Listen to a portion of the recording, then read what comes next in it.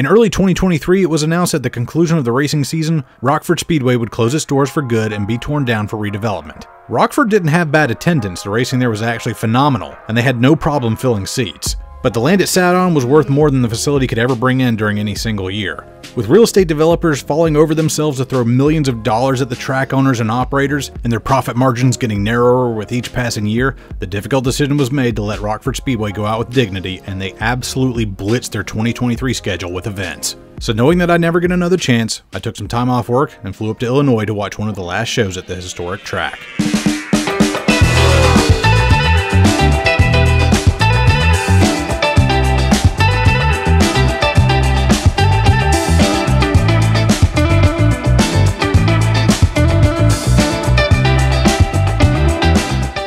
I flew in on a Friday morning and their scheduled race was the following Saturday night, so I made a pit stop about halfway between Chicago and Rockford and visited an equally historic track for some Friday night dirt track action at Sycamore Speedway. Starting off as a go-kart track in 1960 under the name Bob Joe Speedway, in 1963, track owner Joe Fabrizius decided to upgrade the facility to host full-size stock cars, as the Midwest was quickly becoming one of the largest hotbeds for stock car auto racing, second really only to the Southeast. Legend has it the last boards for the bleachers were put in at 6 p.m. day of show just an hour before the green flag, and the lights were installed just 5 minutes before sunset.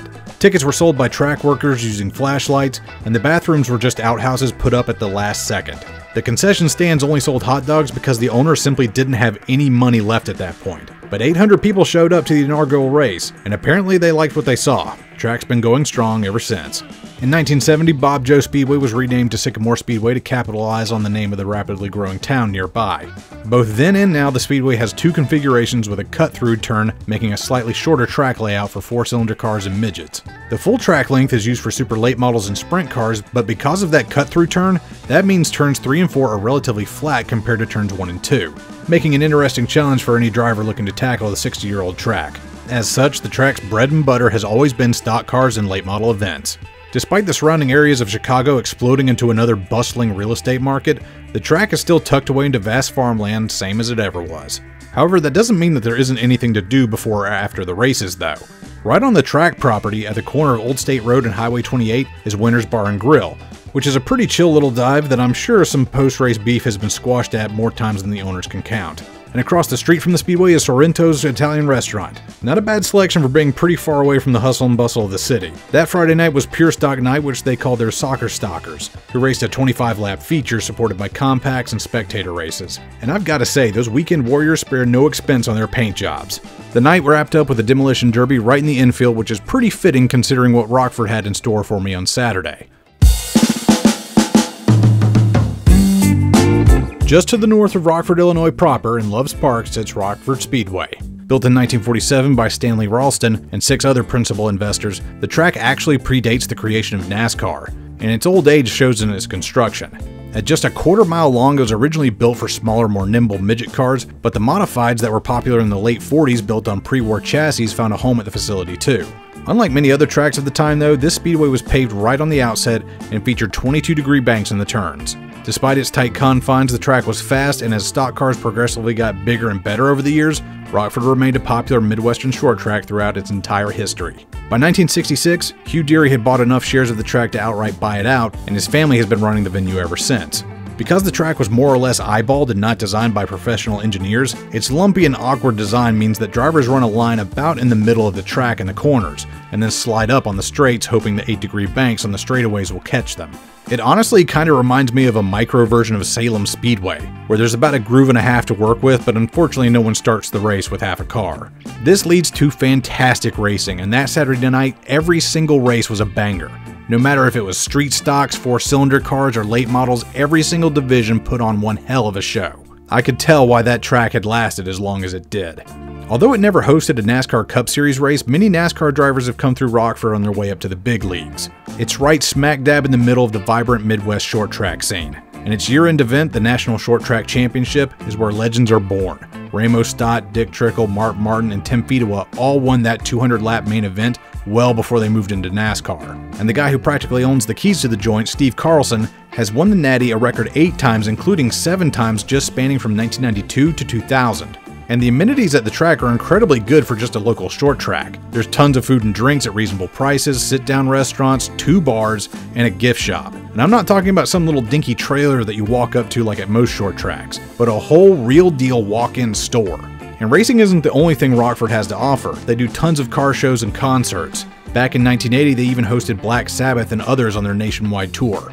And the track is packed out week in and week out for damn near every race weekend. When I rolled up in June, Jarrett, aka the Iceberg, who I was going with as this was his hometown track, told me that I had to buy tickets in advance because sellouts are not uncommon. The front stretch grandstands are relatively new and it was pretty crowded there, but the older wooden bleachers on the backstretch were standing room only. And I've heard more than a few stories about some pretty wild goings on back there. The track announcer affectionately calls his backstretch crazies the bleacher creatures. You gotta love it. But then that all begs the question, why is this track going away? Why is a track that can actually still pull off a sellout and have dozens of profitable and extremely popular events per year being sold off and demolished for redevelopment? Well, just look where it is. Surrounded by big box stores.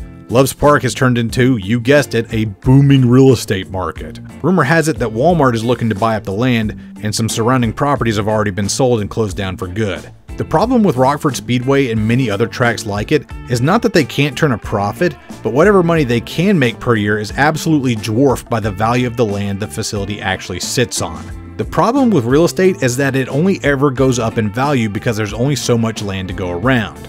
So, given enough time, any scrap of land will be worth more than whatever you could build on it. Devil's Bowl Speedway in Texas ran into the same problem as Rockford. Despite good crowds, tons of profitable events, and a rich history which includes being the founding track for the World of Outlaws Sprint Car Series, holding their very first race all the way back in 1978, it's getting sold off at the end of 2023 and will cease operations, same as Rockford. Real estate development and its consequences are indeed disastrous for the sport of auto racing. But at least for Rockford, the end was seen coming far ahead of time and they were able to inform all of their loyal fans what the situation was. They held as many events as they could in their swan song season, and the one that caught my eye was in early June. In addition to their normal weekly classes, this night of June 10th was their infamous Trailer Race of Destruction, one of the most toxic forms of short track entertainment any race fan could possibly ever ask for.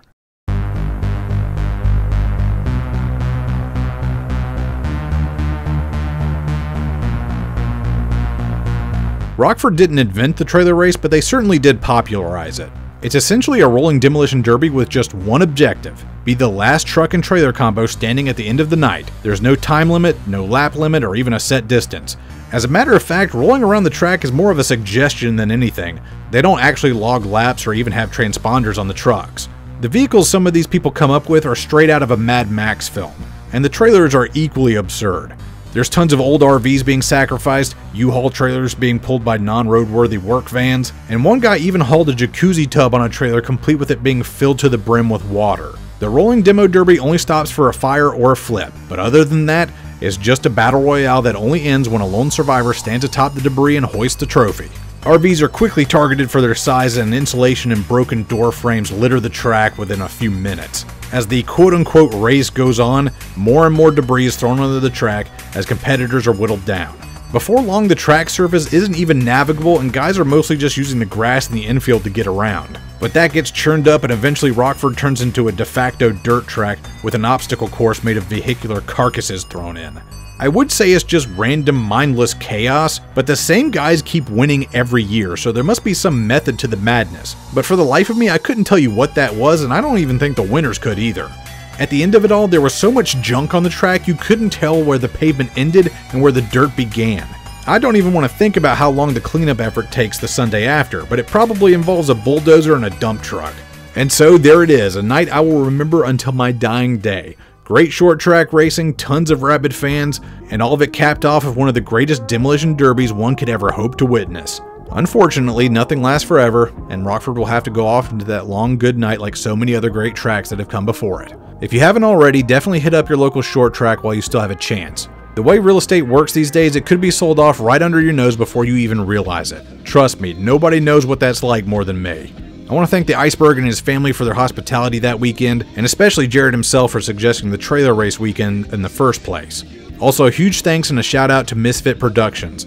They painstakingly record and publish just about every racing event Rockford has onto YouTube. So even if you can't be there or you just want to travel back in time and rewatch your favorite race weekends, you can do that at any time you want thanks to them. Link to their channel in the description and pinned comment down below.